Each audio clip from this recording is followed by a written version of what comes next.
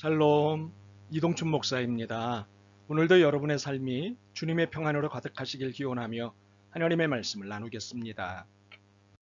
오늘 주시는 말씀은 출애굽기 27장 9절에서부터 19절 말씀입니다. 이 말씀 중에 9절과 10절 그리고 19절을 읽도록 하겠습니다.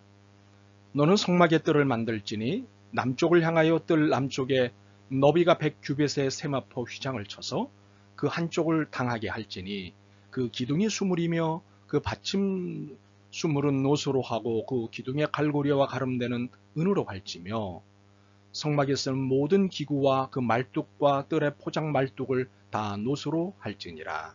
아멘. 출애굽기 27장 9절에서부터 19절 말씀을 본문으로 성막들에 대해 라는 제목으로 출애굽기 45번째 시간의 말씀을 나누도록 하겠습니다. 담장이 높이 쳐진 집을 본 적이 있습니다. 제 키에 한 배 반도 넘는 그런 담장이 있는 집이었습니다. 아주 멀리서 본 그 집은 가까이 가서 자세히 보고 싶은 마음을 갖게 했습니다. 그래서 가까이 다가갔습니다. 그런데 가까이 갈수록 그 집은 오히려 보이질 않게 되었습니다. 멀리서 볼 때는 지붕도 보이고 했는데 가까이 가자 높은 담장에 오히려 지붕도 볼 수 없었습니다. 대신에 소박한 아름다움을 볼 수 있었습니다. 그래서 꼭 들어가 보고 싶은 마음이 생겼습니다. 제가 들어가 봤을까요? 들어가 보지 못했을까요? 성막을 밖에서 보는 이들은 모두 제가 경험한 감정을 갖습니다. 성막은 남과 북쪽의 길이가 각각 45m, 서와 동쪽의 너비가 각각 22m, 높이가 2m 25cm가 되는 크기입니다. 거의 300평이 되는 크기입니다. 가까이 가서 보면 잘 보일 것 같은데 막상 가까이 가면 담장 높이가 2m 25cm나 되니 안을 들여다볼 수 없습니다. 또한 흰 세마포 휘장으로 담장이 되어 있어 안이 보일 것 같은데도 안은 보이지 않습니다. 그러나 소박한 아름다움에 안이 더욱 궁금해집니다.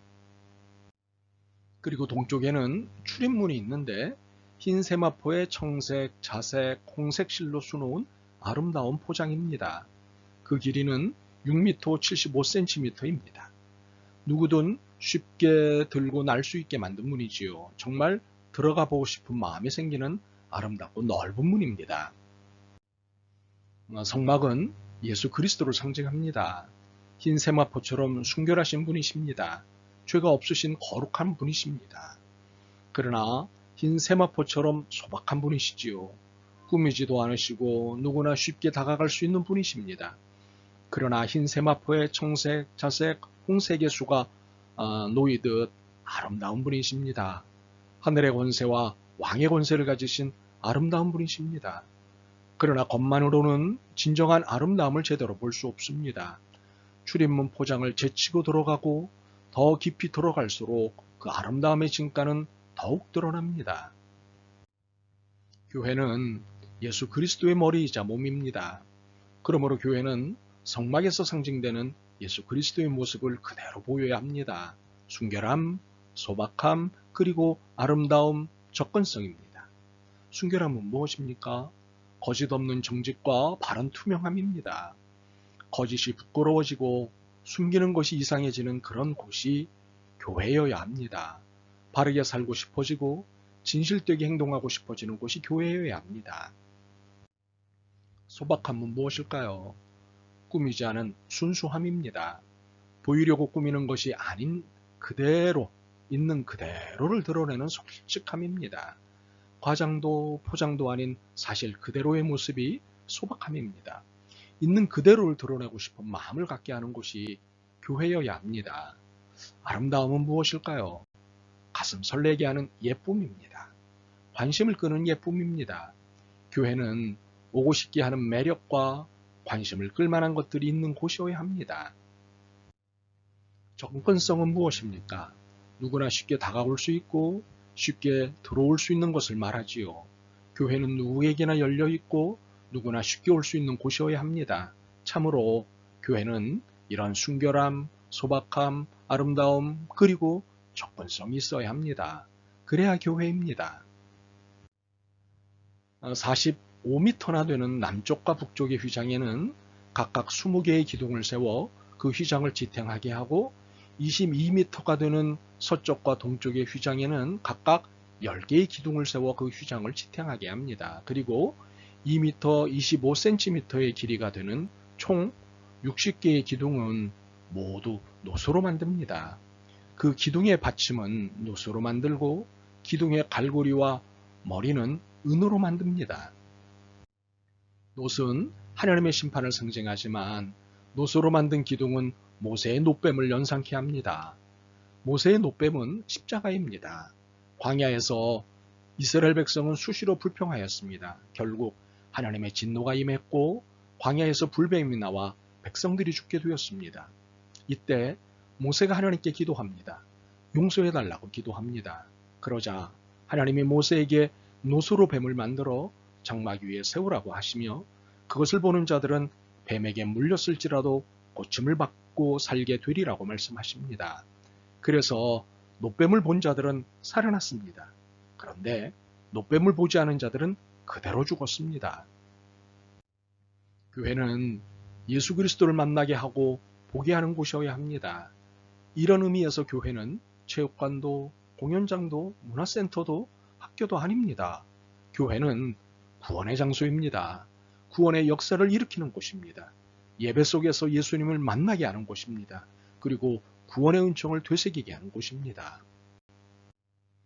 60개의 기둥은 모두 그 머리에 은을 입혔습니다. 은은 속전을 상징합니다. 그리스도께서는 우리 모두의 죄를 위해 친히 속전이 되셨습니다. 그러므로 값없이 출입문에 들어설 수 있습니다. 이렇듯 값을 치르고 입장하는 곳이 교회가 아닙니다. 교회는 누구나 값없이 들어오는 곳입니다. 이미 그리스도께서 값을 치르셨기에 아무 조건 없이 들어올 수 있는 곳입니다. 동서남북으로 사용된 총 60개의 기둥은 갈고리를 통해 서로에게 튼튼히 연결되어 있습니다. 어느 것 하나도 독립되는 것은 없습니다. 서로에게 연결되어 있는 것입니다. 기체이지만 독립되지 않았습니다. 하나의 줄로 연결되어 있습니다. 교회 안의 멤버는 개체이지만 한 형제요 자매입니다. 교회는 개별적으로 보이나 하나의 교회요 한 몸입니다. 그리스도인 간의 연합, 교회 간의 연합입니다. 결코 독립되어 있지 않습니다. 우리는 서로에게 지체입니다. 에베소서 4장 1절에서부터 16절은 이것을 상세하게 설명하고 있지요. 그리고 5장 30절은 결정적입니다. 우리는 그 몸의 지체임이라. 그렇습니다. 우리는 그리스도 안에서 한 가족입니다. 그러므로 교파와 교단을 따르고 보수와 진보를 따르고 이념과 철학을 따라 뭉치고 갈라서는 행태를 멈춰야 합니다. 더 이상 이러한 경계로 갈라치기 해서는 안 됩니다. 더 이상 이합 집산이니 사분 오열이니 하는 말들이 우리 안에서라도 없어져야 합니다. 주님께서 성막을 통해 우리가 그리스도 안에서 한 몸임을 알려주십니다. 그러므로 성막인 교회 출입문을 열고 들어온 우리 모두는 한 가족입니다. 아파도 아프게 해도 사랑하고 감싸 안아야 하는 영적 가족입니다. 특히 아직 성막 밖에서 있는 이들도 미래의 가족으로 알고 지금 끌어안아야 합니다. 지역과 이념과 종교를 넘어 모든 이들을 끌어안아야 합니다. 모두가 하나님의 창조물이요 하나님의 주권 아래 있기 때문입니다. 그렇기에 그들이 예수님을 좋아하고 교회를 신뢰할 수 있도록 해야 합니다. 그래야 우리가 그들을 안을 때 뿌리치지 않을 것입니다. 교회가 세상과 분리되는 것이 성막의 의미가 아닙니다. 교회는 세상과 다르다는 것을 보여주라는 것이지요. 분리주의가 아닌 다름, 차이를 보여주라는 것입니다. 옳고 그름을 말하지 않아도 정의와 사랑을 말하지 않아도 차원이 다른 차이를 삶으로 보여주면 세상은 교회에 관심을 갖고 출입문을 만지작거릴 것입니다. 지금 이 시대는 세계화로 인해 다문화, 다원화, 다종교화되어 있습니다. 이 시대를 살고 있는 사람들이 다양함에 즐거워 비신앙적이라 생각하실지 모르겠습니다. 그러나 이들은 오히려 이 다양함이 혼란스럽고 불안합니다. 수많은 선택을 하느라 지쳐 있습니다. 변화의 속도에 당혹해하고 있습니다. 미래에 대한 불안과 공포가 큽니다. 역설적이게도 이 시대는 종교를 더욱 필요로 하는 시대가 되었습니다. 문제는 교회가 이들을 품고 치료해줄 수 있는 곳이라는 신뢰를 보여주어야 합니다. 교회 출입물이 견고한 철장이 아닌 아이라도 손쉽게 열 수 있게 부드럽고 가벼워야 합니다. 참으로 한반도의 모든 교회가 이런 교회가 되길 소망합니다. 아멘. 주님, 성막들의 의미를 깨달으면서 우리가 몸담고 있는 교회를 생각합니다. 참으로 부끄러움을 고백합니다. 저희를 불쌍히 여기시고 교회가 교회다움을 회복하게 하옵소서. 교회를 이루고 있는 저희들이 성도다움을 회복하게 하옵소서. 예수 그리스도의 이름으로 기도드립니다. 아멘. 오늘도 여러분의 믿음과 삶을 응원합니다. 사랑합니다.